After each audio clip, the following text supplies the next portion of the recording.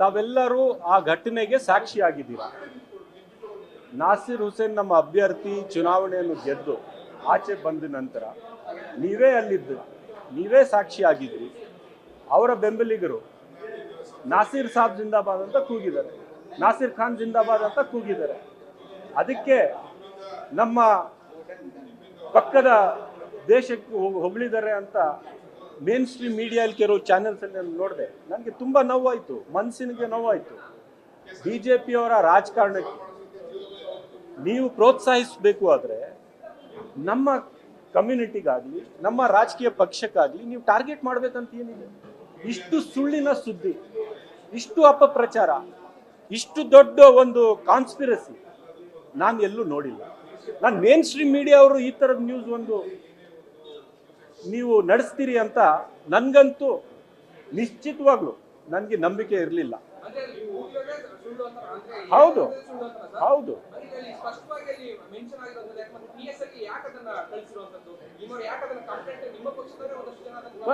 ಎಲ್ಲ ತನಿಖೆ ಆಗ್ಬೇಕಲ್ಲ, ಎಲ್ಲ ತನಿಖೆ ಆಗ್ಬೇಕಲ್ಲ. ಯಾರಾದ್ರೂ ಆ ಥರ ಕೂಗಿದ್ರೆ ನೇಣಿಗಾಕಿ. ನೀವು ವೆರಿಫೈ ಮಾಡದೆ ಆ ನ್ಯೂಸ್ ನಡೆಸಿದ್ರಲ್ಲ, ಅದು ಸರಿನಾ? ಅಲ್ಲ, ನಾನು ಕೇಳಿದ್ದೀನಿ, ಅರ್ಥ ಆಯ್ತಾ? ಕೇಳಿದ್ದೀನಿ. ನೀವು ಇಲ್ಲಿ ಸತ್ರು ನೇಣಿಗೆ ಹಾಕಿದ್ರು ನಾವು ಭಾರತ ದೇಶ ಜಿಂದಾಬಾದ್, ಇಂಡಿಯಾ ಜಿಂದಾಬಾದ್, ಅರ್ಥ ಆಯ್ತಾ? ಇದೆಲ್ಲ ಯಾವುದೋ ಚೀಪ್ ರಾಜಕಾರಣಕ್ಕೋಸ್ಕರ ಯಾರು ಬಂದು ಇದು ಮಾಡೋದು ಸರಿ ಇಲ್ಲ.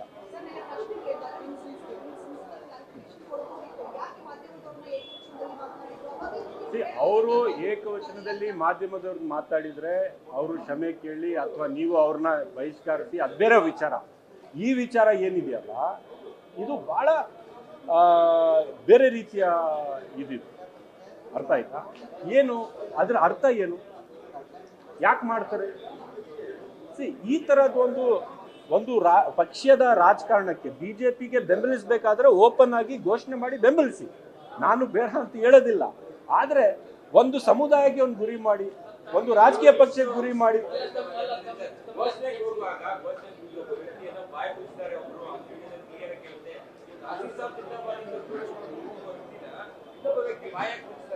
ಅದನ್ನು ನಾನು ನೋಡ್ತಿದ್ದೆ. ಕೇಳಿ, ಇಲ್ಲಿ ಯಾರೋ ಒಬ್ಬ ಲೀಡರ್ ಮಾತಾಡುವಾಗ ಹಿಂದೆ ಪದೇ ಪದೇ ಘೋಷಣೆ ಕೂದ್ರೆ ಸುಮ್ಮನೆ ಇರಪ್ಪ ಅಂತ ಹೇಳೋದು ಸಹಜನೇ. ಅದಕ್ಕೆ ನೀವು ಹೋಲಿಸಿದ್ರೆ ತಪ್ಪು. ಈ ಮಟ್ಟಕ್ಕೆ ರಾಜಕಾರಣ ಹೋಗ್ಬಿಟ್ರೆ ನಾಳೆ ಅಂತಾರಾಷ್ಟ್ರೀಯ ಮಟ್ಟದಲ್ಲಿ ಏನು ಸಂದೇಶ ಕೊಡೋಕ್ಕೆ ಇಚ್ಛೆ ಪಡ್ತೀರಿ? ನಮ್ಮ ದೇಶದಲ್ಲಿ ಬೇರೆ ದೇಶಕ್ಕೆ ಹೊಗಳೋರಿದಾರ? ಹೊಗಳ್ತಾರ ಯಾರಾದರೂ? ಅದು ಬಹಳ ಏನು ಆ ದೇಶನ ಅದು?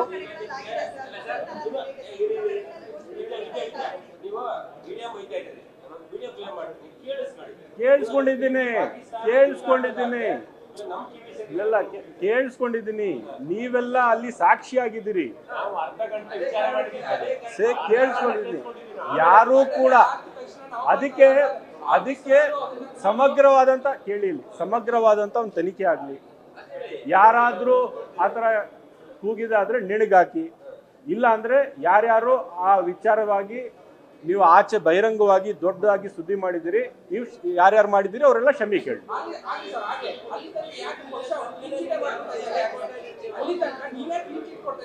ಏನಾಗಿದೆ ಅಲ್ಲಿ ಗೊತ್ತಿದೆಯಲ್ಲ, ಹೌದು, ತನಿಖೆನೂ ಆಗ್ಲಿ.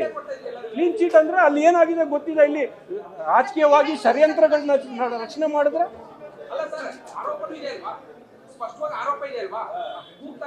ಅಲ್ಲ ಸ್ವಾಮಿ, ಕೇಳಿ ಇಲ್ಲಿ ನೀವು ನೋಡಿ, ಈ ಮಟ್ಟಕ್ಕೆ ರಾಜಕಾರಣ ಆದ್ರೆ ಯಾರು ಕೂಡ ಸೇಫ್ ಇಲ್ಲ. ಈ ಮಟ್ಟಕ್ಕೆ ನಾವೇನು ವಿಷ ಕೂಡ ಸತ್ತೋಗ್ಬೇಕಾ? ಬದುಕಬಾರ್ದ? ಯಾವ ಮಟ್ಟಕ್ಕೆ ತಗೊಂಡು ಹೋಗ್ತಾ ಇದ್ರಿ? ಈ ಮಟ್ಟಕ್ಕೆ ತಗೊಂಡು ಹೋಗ್ಬೇಕು ದಯವಿಟ್ಟು. ಬಹಳ ಜನ ಮಾಡಿದ್ದಾರೆ, ಎಲ್ಲರೂ ಮಾಡಿದ್ದಾರೆ ಅಂತ ಹೇಳಿಲ್ಲ, ಬಹಳಷ್ಟು ಮಾಧ್ಯಮಗಳು ಮಾಡಿದ್ದಾರೆ, ಎಲ್ಲರಿಗೂ ಹೇಳ್ತಾ ಇಲ್ಲ ನಾನು.